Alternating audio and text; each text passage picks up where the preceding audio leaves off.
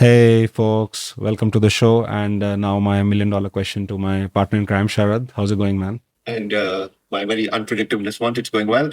I'm always, as always, excited about a new chat. And You're always doing well. It bothers me, man. yeah, always doing well on Fridays when we typically record. And excited about the chat because, I mean, we've covered a bunch of sectors in industry in our journey from early stage, late stage, fintech, SaaS, whatnot. This is slightly interesting it's slightly different from let's call it affiliate marketing business and the scale as such as well, right? Fairly big in terms of scale. So I'm quite interested to dive deeper into the chat today. Yeah, no, with that context set, gives me great pleasure to welcome Swati Bhargav, co-founder of Cash Karo. Swati, welcome to the show. How are you? Thank you so much. Thank you for having me on the show. Heard a lot about you guys. So excited to speak with you as well. And yeah, I'm doing well as well. Like you said, usually my response is actually predictable that I'm doing well. So I think I'm the only one here. Anyways, we can go in a tangent then. Really think about pakoda and which most of us don't eat anyway now, I think. Yeah, I think we like to talk about that for sure. I don't think we end up consuming many pakoras, unfortunately. We don't. I don't at least. I'm completely off pakodas. Wait. I mean, if there is a cashback option available for Yeah. Pakora, then things might change. I have cashback options on so many things. So I will want to diversify into some other category and consume a product of some other category. But yeah, maybe Chai's Pakoda might still have to support my good friend Raghav. Anyways, so Swati, I would love to start from the start, right? I mean, your background is fairly extended, and I don't want to go into a monologue. So why don't you give us a bit of a sense about, like, generally where you came from, childhood, your journey. You've kind of had a fair amount of overseas exposure as well. You studied at LSE, you worked in Goldman, so you've looked at also large corporate financial institutions, and then you went down the entrepreneurial route. Have been able to achieve fairly significant milestones. So yeah, a bit of origin story, if you could. Okay. All right, thank you. So, for those of you who don't know me, I am the co-founder of Cash Karo. I love the fact that I come from a small town. I grew up in Ambala, and I was there until my class 10. Then I got a scholarship to study in Singapore. So I went there for my A levels. Then a scholarship to the London School of Economics. Did mathematics and economics there. Then I worked at Goldman Sachs in London for 5 years. In London on Fleet Street, LSE is here, and like 200 meters down is Goldman office. So I think I've spent about 9 years on that street because 3 years here first, and then a little over 5 at Goldman. And investment banking was a great place to start. I know you guys are investment bankers, so you'll know, but I think it gives you great grounding. It gave me good training, just fundamentals in terms of being organized, Excel, PowerPoint, working hard, how to pitch, how to talk to clients, how to conduct yourself in meetings. So I think it was great exposure. But around that time, I met my husband, Rohan. We got married, and, he always wanted to do a business of his own. And we were looking at this cashback idea in the UK, which he got me started on. We started using the site. And I was like, wow, what is this site? Yeah, it's pretty big there, right? I mean, I'm guessing like a decade back, it was very established there. 2011, yes. So about 13 years ago was when we started our UK business called Boring Bounce. And don't ask me why we kept that name. I think we used to think of names every day, and एक दिन कभी योगा करते हुए मुझे ये नाम आया Boring Bounce. So like अच्छा लग रहा है, pound the boring. So what can be wrong in that in some sense? So we went with that name. And we started off in the UK as a B2B player. We were setting up cashback sites for large organizations in the UK, like the Daily Mail newspaper. We thought it's a great benefit or a reward that they could offer to their members. But our team was always in India and families in India. So we always had our eye on what's happening in India. And it seemed to be a really exciting place. So Indian e-commerce was growing. And, we thought, agar ऐसा business करना है where people are actually saving money, why not go to India and do it there? It's the mecca of where people would want to save money, and the product market fit would be amazing. So we launched Cash Karo, and within 3 months, it started taking off really well. And then we thought, well, maybe this is what a fundraise is for, because we didn't have any concept of fundraise before that. But we needed money to build more in India. So I wrote an email to some friends and family from Goldman, from London, from LSE contacts saying we're going to raise some money and expand the business in India. And, fortunately, against a target of 350,000 crore, $350,000, we closed about $750,000 in just 2 days. And that was a great jump start because we were like the first cashback site to raise money in India, and we had that cash to deploy. So we started growing the team, we started growing the partners, everything. We actually then moved back to India because we thought that this is the main business to build. So isko UK mein reh ke nahi kar sakte. You need to be in India and feel the pulse here.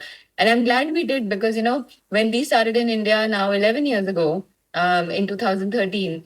That's pretty much the time when Vijay Shekhar was doing Paytm, Ankur was doing, a group of this nearby, and different, like the cohort of entrepreneur friends of the Indian startup ecosystem. It all kind of goes back to that 10, 11-year time frame. So we all know each other, and it feels like we've all grown up together in some sense.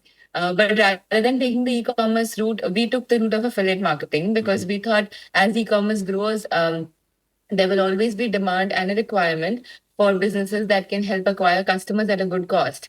So our thesis, which has thankfully held true till now, is that while e-commerce may manufacturing, distribution, payments, logistics, these are problems that are relatively solved now. Yeah. But customer acquisition is still a problem that is not very well solved. Customer acquisition costs are very high in India, and that's why most startups are bleeding money. So our proposition was that let's work with startups on a performance marketing basis. कि हम आपको commission charge करेंगे for every sale that we are giving to you, Right. and to pay us only if we drive you a sale. Yeah. And if we don't drive anything, you don't pay anything for leads or visits. And because of the performance marketing nature of our business, I think that's why we were able to attract that initial pool of clients, with the Snapdeal, Amazon, Flipkart, Myntra sort of coming on board. And then since then now we work with, pretty much every D2C brand out there, whether it's travel like a Booking.com international client or homegrown brands like Mamaearth, Wow, MCaffeine, or Swiss Beauty, or to other categories like pets, or now we've got into finance as well with Axis Bank, SBI, different banks that we are actually giving leads to. So the model has sort of held, which is great because in fact we've seen it go through ups and downs. Even in recession time, people have been spending on performance marketing because sales में ही तो There's an पैसा ROI, है, कौन सा you are spending. So if times are good, people spend more because they have more budget to deploy. They're like, okay, you'll give me more sales, take more budget. Yeah. If times are bad, people still spend on it because they're like, well, I'm only paying if you perform, otherwise I don't pay you anything. Right. And that's they cut down on branding spend. So it's been a great journey, and through that, just to give you a summary back, we've raised about 250 crores so far. We are a Series C company. The first round was that angel round. Then we did Series A with Kalari Capital. Then Mr. Ratan Tata came on board as an investor. Then Series B was Korea Investment Partners in 2020, right before COVID. We got the money in the bank, which was great. And then Series C was Afro Global. It was just 1.5 years back. Yeah. In fact, when we closed Afro Global, it was the time when I had a kidney transplant as well. So it was all together done and achieved. So, that round will always be even more special. Right. Yeah, that's very helpful and very interesting. Sorry, I just wanted to ask you, right? We understand the broad model, right? I mean, sort of whoever's sort of going on and making purchases, you take a piece of the pie, and rightly so, it's sort of when you started off, that initial product mix that you had to curate on which brands to onboard, like, is there a lot of thought that goes into that, or is it a matter of, listen, whoever wants to sort of come into it, like, because the more brands come, the better it is. But from your perspective, is ticket sizes or average order values, like, are those things that go right from the beginning, or over time as the journey goes through, you start of curating and having those filters in place? How do you sort of go about that? Yeah. I think initially it was more about which are the most popular sites and can we get them? Because you have them, then I think there's a draw for customers, and then there is enough of a reason for them to change that habit. कि directly नहीं जाना है, cash करो से होके जाना है. So that आदत बदलो वाला angle which we want to bring in, that comes in when enough reason for it is there, and having more partners give you that reason. So initially we were getting recharge players on board as well because it's a very consumable product. We were looking at having representatives representation from every category. And, looking at the biggest players, so Jabong and Myntra from fashion, and, Snapdeal, Amazon, Flipkart, from marketplaces. Now, of course, in a more evolved state, we look at it more strategically on saying, okay, can we also get lab grown diamonds? Because, that's like a great GMV and revenue contributor. Can we do more in finance? Because the commission that we earn on every card is much more than what, a marketplace would pay us, for example. So now we're a little more strategic in terms of who we go after. But I think initially it's more about having the top brands in every category with you. Right. How you must have, like, it's very interesting because when you started in the UK, their cashbacks and affiliate was a very saturated. It was a category, right? There was not a category play. Yeah. Whereas I'm presuming that when you kind of decided to expand in India, it was pretty much a category creation angle, right? Because internet use, mobile use was growing at that point in time, and I'm sure a lot of people didn't even understand what cashback is, or what's the, why should I go to a third party site to originate, right? How was your GTM? Like, was there a big customer education component that, here's a place where you get good deals? How did you kind of, go about it? And was it a sell? Was it also a hard sell to the, not just on the demand end, but also on the supply end? Yeah. Well, in UK, you're right. We were actually a category player, not a category creator. And in fact, what we found was that UK में already ऐसी cashback sites थी जो लोग use कर रहे थे. So we thought if we have to go out and create another consumer brand, it will need a lot more money. So why do it in the UK? So we went down on the B2B route, saying that, okay, we will therefore set up cashback sites for others. In India, that's why we expanded, because we thought here we can actually build that category, dominate that category, be the market leader. And, therefore, that first mover advantage means that you don't always need to spend as much in terms of your own brand, but you don't need to spend in building the category, which is where education comes in. Because people confuse Cash Karo from cashback with Paytm cashback with something that, a loyalty program is giving you. So even till today, education is one of our key focus areas where we are trying to tell people कि अगर आप Cash Karo से जाके shop करोगे तो आपको जो cashback मिल रहा है, that is in addition to everything else that the site is already giving you, because ये हमारी commission and हमारी fees जो हमें मिल रही है उसमें से आ रहा है. So this will always be in addition to something else. So therefore we are always trying to drive this home that it is on top of bank cashback as well.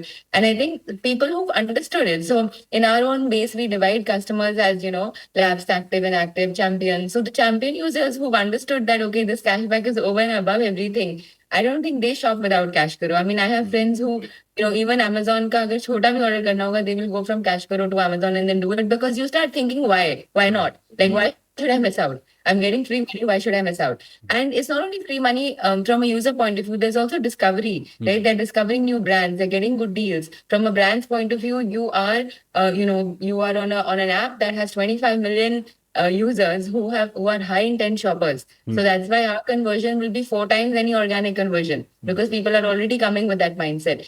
And I think because of the performance element of it, it wasn't as hard a sell, to answer your question. I think supply was not, it was a matter definitely of reaching out, educating, and the harder bit was building systems around it. कि कैसे reports फटाफट आए, because if on the retailer side, partner side, they have small teams. So उनकी marketing team में अगर 3 लोग हैं, उसमें से एक अगर affiliate marketing कर रहे हैं, and he or she has to send the reports, every day, initially manual process है, तो time नहीं मिलता. Now if they do it late, then we are giving cashback leads and the consumer experience gets spoiled. So as a market leader, we had to build those processes with everyone, get live API integrations done, get panels built ताकि real time reports आ सकें, उससे customer को immediately cashback मिलेगा, उससे experience अच्छा होगा, तो sale आपको ज़्यादा अच्छी आएगी. So, I think that those are the harder bits that the initial guys in every industry have to do. उसके बाद जो आते हैं उनके लिए वो real set हो जाती हैं. Yeah. So the kind of work that Flipkart had to do, showing ads of kids doing online shopping. Today, when a D2C brand launches, they don't need to teach you what's online shopping. Flipkart and Amazon have done that hard work. Right. So clearly, we have done some of that in setting up the processes and reporting for other affiliates to now come and scale their businesses. Right. And I'm assuming, like you briefly mentioned customer experience. I mean, online, it's all about the journey, right? I mean, there should be no break in the journey. It should be very frictionless. I'm guessing that also must have been because you're dealing with multiple D2C brands, multiple retailers. They all probably have different interfaces, right? And you need to kind of integrate with them. How long did that period take for you to be like, this is now a stable offering? Yeah, well, initial 4-5 months were involved in a lot of this. Right. But I think uske baad it was fairly straightforward because affiliate networks are also there that you get involved and you can work through them as well. But going from Cashkaro to Amazon, that has always been seamless. It's about how quickly does your cashback get added because we get to know from Amazon कि आपकी sale हुई और वो and the other thing is कि I mean we can only give cashback in pending status initially because you can return the product. Yes. So until 30 days it stays in pending status and it gets confirmed after that. Then you can withdraw it to your bank. So you get it back as real cash. Right. And for D2C brands, like you're absolutely right, discovery is a big challenge as Yeah. well, right? And I mostly brands perhaps see you and their benefit is it's a subscriber acquisition tool and it's helping me in driving more sales. Do brands also look at you as a sort of retention tool as well? Subscriber retention, is that also mindset there amongst brands that people they're stickier when they behave through Yeah. Cashkaro? Is that something that you've seen as well? Yeah, not only that, we've also seen brands use us as a remarketing channel because when you are on Cashkaro and your customers keep on seeing your brand amidst a lot of other competitor brands and the brand keeps on standing out, it's actually cheaper for you to remarket to them this way because again, you're only paying us if a sale happens. Yeah. If you try and do this remarketing on Google, you're going to keep paying anyway, regardless of whether anyone shops or not, right? So that's one. And then we actually launched Earn Karo about 4 years back, now 5, which has been like a major success for us. And I think it's really added to the offering for brands as well. So what Earn Karo does is that it's an app that allows you to make your own affiliate link for any product online. And then you can share that link in your groups, on your Instagram, YouTube. If anyone shops from that link, you earn money. Right so अब अगर आप social commerce को देखें social commerce में India में इतना ज्यादा success क्यों नहीं आया because all the products that were being sold were only by smaller resellers the quality was not there and at the same time when you can get branded products at a sale तो फिर you start thinking कि where should I put my money right so we thought why not actually enable influencers to make links of these branded products from Myntra, Amazon, Ajio, Nykaa, all the different sites and let them share because the power is in their sharing, it's in their referral, it's in their word of mouth. तो अब वो कौन सा product share करें वो उसके बाद आता है but let's leverage this thing that okay people are sharing and उसकी पावर इतनी ज्यादा है कि आज आप अगर देखोगे Telegram groups there are thousands of telegram groups with lakhs of members and many of them are only about sharing deals and 80% of these telegram groups actually use Earn Karo. तो जो ग्रुप ओनर्स हैं they basically make links from Amazon, Myntra, Flipkart जहां भी cell चल रही है उन products के Earn Karo लिंक्स अपने बना के वो ग्रुप पे डालते रहते हैं so anyone who shops from their links they keep earning money. There are people who earn 3, 4, 5 lakhs every month. There are people who bought a house, a car, a violin, sponsored their kids' education because they've earned so much money. So from a brand's point of view, Earn Karo gives them access to the nano and micro influencer base, to emerging influencers base, that enables these influencers to make their affiliate links and share. So अगर मैं individual brand हूँ, I may not, want to or be able to manage, 50,000 influencers. But if I am on Earn Karo, तो अपने आप लोग अपना affiliate link बनाएंगे for my brand and they'll keep sharing. Earn Karo will manage giving them commissions. I just have to pay one part. Was this I mean I'm imagining this entire dynamic of affiliate marketing through links that also is kind of going through an evolution, right? I mean there was a time when probably that was the primary mode of product discovery, but now over time we have had a lot of more visual mediums, right? I mean there's a fair amount of marketing which happens through social commerce platforms, through Instagram, etc. So was it like Earn Karo was a strategy deliberate to kind of cater to the changing dynamic of affiliate marketing itself? Yeah, I mean the genesis of Earn Karo was कि social commerce क्यों नहीं चला India में, and it was also that इतने सारे resellers तो खड़े हो गए, इतने सारे influencers भी आ गए who are sharing something, but then why can't we give them something else to share which so many more people want to buy than the products that people are having quality issues with. Right. So then we realized that okay, most of these products that people want to buy, they're actually already there on Indian e-commerce, and if we just enable them to share that and earn money from it, maybe that's all that's needed. Right. It's a very simple idea, and it's one of those things that because it's so simple, it seems obvious, but it wasn't there. Yeah. No, and still needs to be executed, right? But I want to ask, when sort of, how do you think about it, right? If there are two competing brands, let's say two D2C brands, similar price point, similar target demographic, solving the same problem, and you guys as a platform which is sort of helping those guys drive sales, how do you decide how to structure it, positioning on the UI? Is that sort of baked into some kind of a commercial agreement? Is there room to do that? Or is it sort of more subjective? Like, how do you think about that? That's one thing I wanted to get a sense of. And related to that, in the absolute value of the coupon or the cash karo, is that dynamic as well? Like, does that change over time? How do you sort of do that? Yeah. Yeah. Yeah, it is dynamic. It does change. It depends on our discussions with them. So when we talk to brands, we typically start off by saying, what is your current ROAS on Google and Facebook? Because we're going to beat that by 3-4 times at least. Right? So when we get in, and usually people have they're getting a buying customer at 1,500 rupees or 2,000 rupees because Google, Facebook have become incredibly expensive because you're at each less step of the funnel, right?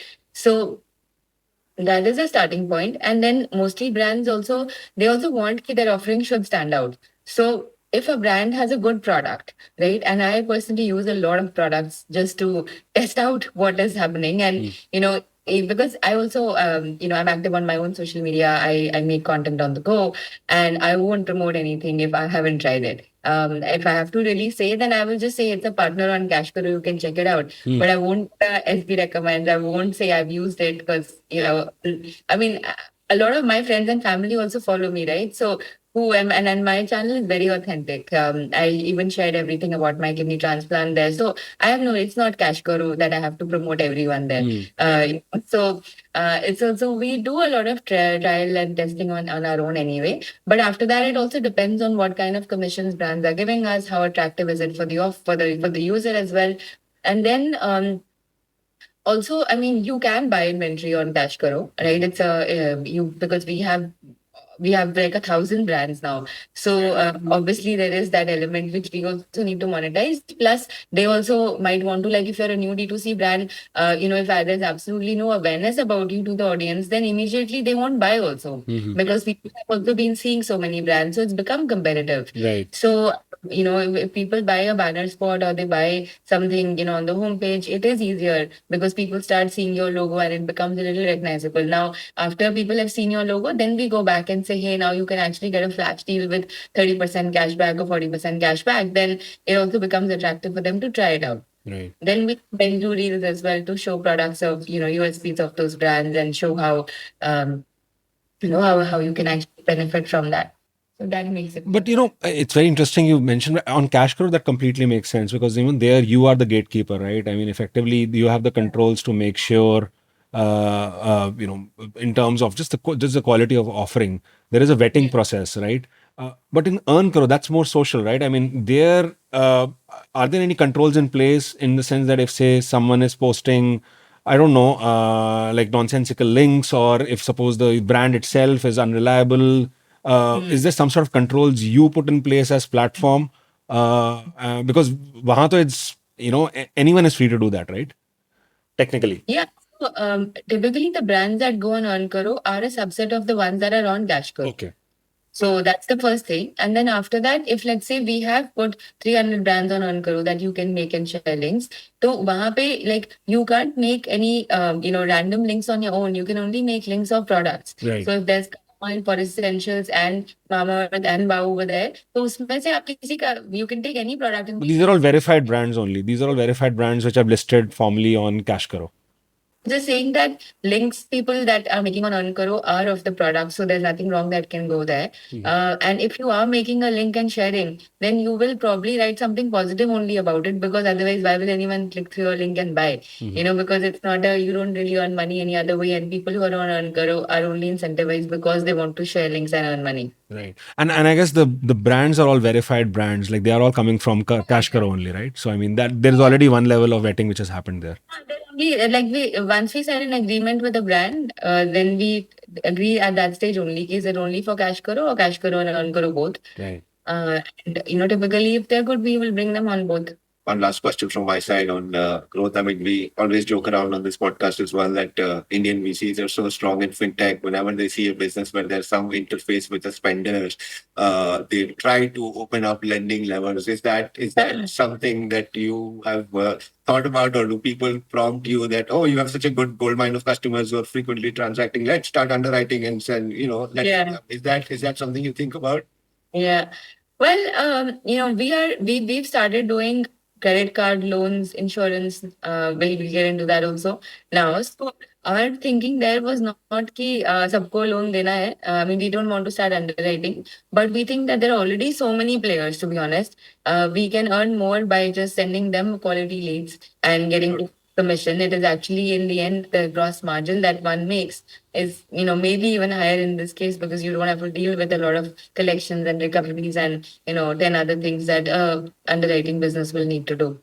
Yeah, it sort of become like a DSA of yeah, Yeah. understand. Yeah, Yeah. makes sense. And it's sort of core to what you're doing anyway, right? It is in a way it is affiliating and lead generation for a different set of business verticals, right? Yeah, makes sense. Yeah, exactly. And we have so much data, right? Yeah. We can see who's shopping where and why. And I mean, last year we did sales of about 4,000 crores for our partners, right? And because of Earn Karo, the virality that comes in through different groups, we sent about 2.7 billion clicks to our partners last year, right? So that kind of number, 2.7 billion clicks, if you were going to try and buy these clicks from Google or Facebook, your business would be wiped out, right? But in Earn you're getting it for free because so many Telegrammers are actually sharing deals, and it's super viral. Just the nature of of how groups work now. Right. Yeah.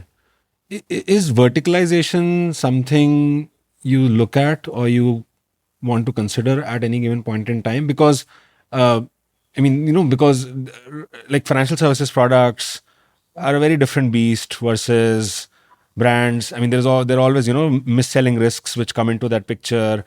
And typically we have seen when it comes to any kind of an online marketplace model, right? They all start horizontal, but over some time there will always be like very specialist vertical players that will come in.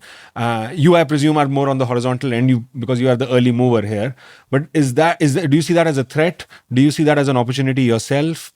And I would love if you can segue that into how do you view competition? Maybe not direct competition, but I'm sure there are. I mean, at the end of the day, it's a question of eyeballs, right? And it's a question of discovery. So, how do you view competition, and how do you view verticalization? Well, verticalization, we find opportunity in that. We've actually launched Bank Karo because we separated out finance, like you said, and that's already been done. So we found value in doing that because you're right, the nature of financial products is different and people need different level of education also. Yeah. So even if we have a page for, a Rene or a Swiss Beauty or, the new suitcase brand, Mokobara, okay, but if any of them, the page will look very different because the kind of information users looking for is different. Now, the minute we have the same page for a card, there's so many other TNCs that need to be covered over there that it's not enough to do it the same way. And especially in finance, one needs to, like the way we will evolve is also going into advisory side and saying, okay, let us help you out with what's best for you. If you're looking for to travel, then this is the best credit card for you. If you're looking to do this, then this is the best for you. So trying to do that also involves different productization. Right. So we've taken out finance as a separate category and that's become a vertical. I think for the others, so far it's good because there's a lot of cross-selling that can happen on its own. So we don't, sort of feel the need to do that. In terms of competition, direct competition is less. And I think it's because it's a bit of a winner takes all market. And, we have been early winners in this space, I think due to which a lot of other players weren't able to raise money. And I think that makes a lot of difference, because your scale itself becomes like 20 people versus 450 people, I mean, many other cashback coupon sites today would be doing about 15 to 20 crores in revenue a year. We just closed the last year at 300 crores, right? So the difference is massive now. But you're right that it's not about direct competition. It's about overall eyeballs. I mean, at the end of the day, even there are so many other players that will be targeting people for credit cards, for loans, right? And I think our beauty comes in saying, can we do it smarter, given that we already have a 25 million base? So why are we so excited about verticalization in finances? Because we're not starting from scratch. We don't need to call you on calls that you're gonna 100% want to hang up on, right? Because we already have seen data due to which we can segment and target and take a fairly educated guess, get some civil scores also and say, okay, what will you get conversion on? What is it the product that will be approved for you? Or we can look at your spending habits and recommend certain other loans or instruments for you. So because we're looking at it as a data analytics engine, I think that becomes a bit of a differentiator. Eyeballs are hard, they're expensive, and therefore, to be honest, we are not even playing that game. Right. Because I think if you want to do the ATL route, then you need a good 100 million to be able to do that, and just that. You go sponsor a big boss and cricket and, do, 10 other things to be able to do that. Now, we are a very ROI efficient business. At 300 crores of revenue, we are doing losses which are less than 20 crores, and we're bringing it down every year. And in about 2 to 3 years' time, we're looking at, in two plus years, we'll definitely be profitable. Even today, in fact, if we look at our losses, we can bring it to profitability itself. But we've already done a fundraise. It's also about us saying how do we speed up our pace of growth and how do we deploy money. Right. So some of it is us deploying right now versus, oh, we don't know how to bring this cost down. We can definitely bring it down, but at a 300 crore less than 20, it's already pretty much in control. Right. And the deployment is like you want to go deeper and deeper, basically domestically in India. That's the idea, or is it like product expansion? How are you doing it? Yeah, there are a lot of opportunities in India, which is where we want to go in further. We've deliberated in between about, going to the Middle East, going to Singapore, going to, other countries.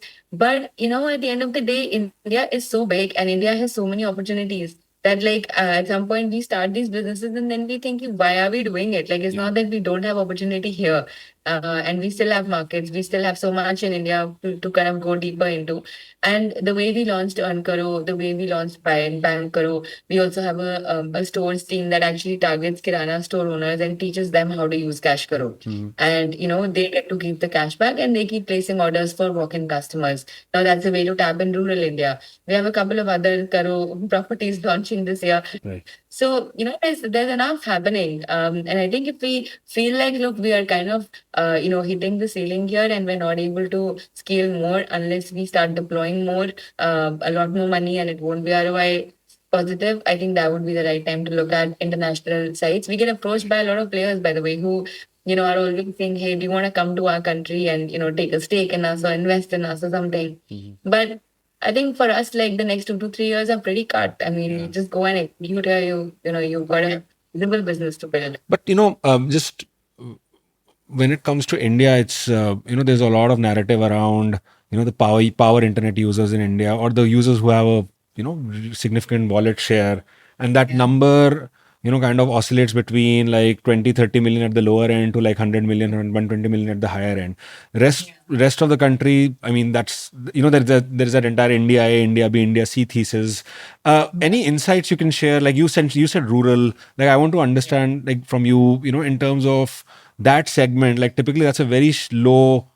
It's a very low ticket size framework. The share of wallet is also very limited. There's not a lot of discretionary spending, but there'll probably be way more savings forward, right? Versus like the top 20, 30, 40 million, who are kind of in the more mass affluent or aspirational bucket. So any insight, especially on the tier 2, tier 3 rural segment that you're seeing from a consumer behavior standpoint would be super helpful, because you are on the vantage point of purely online. So that's something would love to understand. Yeah. Well, 50% of our traffic is coming from tier 1 and 50% actually is coming from tier 2 and beyond. Right. So it's pretty much a 50-50 number. It remains male dominated at 65%, 35 is women. And, the share of iPhone users is increasing. And really surprised that when we run ads on Google, the city that performs the best organically without us doing anything is Patna. Interesting. So, it is I think it's hard to say that, the wallet share is sitting in metros. I think there is a lot of money coming out from tier two, tier three, tier four. And, a lot of people, there's generally a fashion awareness now, because of Instagram and influencers that people follow. There's an aspirational element to upgrading on mobile devices and having the latest home gadgets as well. So India is spending. I think India does have the capability for it. Where a brand like us, yeah, it's easier for us to target people who are already evolved online, so that Cash Karo ke through jana is an easier message versus people who are coming online for the first time. Yes. So typically, we try and target the slightly evolved audience, but what we find sometimes even we get confused कि ये audience भी अपने आप ही discover कर रही है हमें कहीं से. And so we will actually do some campaigns now in the next couple of months targeting some of these audiences just to test out the thesis ki, is it targeted, they know what they're doing, and they're coming for us because they know like what we do, or is it by mistake that it's happening. Both are welcome, but if it's targeted, then it's worth investing in more Right. building. But on a lighter note, there's an auto hedge as well, where people who are not able to sort of fund their next purchase, you're generating leads for NBFCs. So Yeah. it's Yeah, exactly. Yeah, so I think it's exciting times. I mean, I think this festive season that's coming up now, August, September, October, typically in this year, in this time, we see about 300 to 400% growth compared to BAU. Even more actually in some categories. Mobiles and all are like 30 times higher. Home stuff will be 30 times higher. Fashion will be at least 25x. Beauty will probably be like 15x because beauty sales through the year bhi chalti rehti hain. So it's an exciting time, and it also shows every year where are consumers at, how much can you draw them in with sales, and how shopped out they are, how careful they are about spending. But so I think it'll be a good sales season. I'm not sure if it's going to be like the biggest blockbuster ever, because July itself people have started slowing down a little bit in anticipation of the Independence Day sales. So I think there is sales discounts, all of that is good, but product quality is really important. As long as that's there, then only the customers will actually come back and spend more, because everyone is now also thinking, हो गया, like we need काफी कुछ है हमारे पास, like basic, people have bought now anyway. No, Swati, this was super fascinating, and we wish you all the best and larger and more significant milestones in the future. We'll probably be, cheering for you from the sidelines, especially when you do an IPO, which I'm sure is something which will be on your mind in a few years. And no, wish you all the best. This is Nikhil Arora with me, Sharat Tupran, signing off.